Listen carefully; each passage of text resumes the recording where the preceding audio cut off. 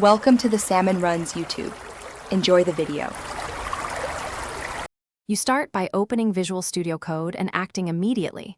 Press Ctrl+K then Ctrl+T, or use the command palette and type color theme.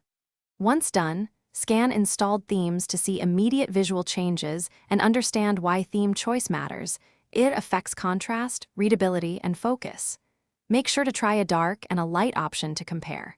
If you don't find one you like, install additional color themes from the marketplace and test each so you can decide which improves your productivity. Once you've picked a base theme, dive deeper by editing settings.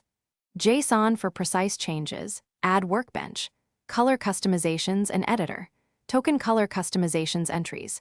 You'll change specific UI elements and token colors so you can highlight keywords or dim comments. This explains the how and why at once. Make adjustments in small steps and preview them immediately because tiny color tweaks impact legibility. If manual editing feels complex, install a theme customizer extension to get a visual editor that finish by saving your settings and reloading the editor.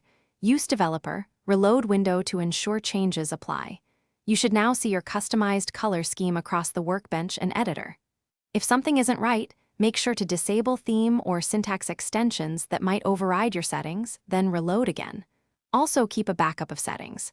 JSON so you can revert.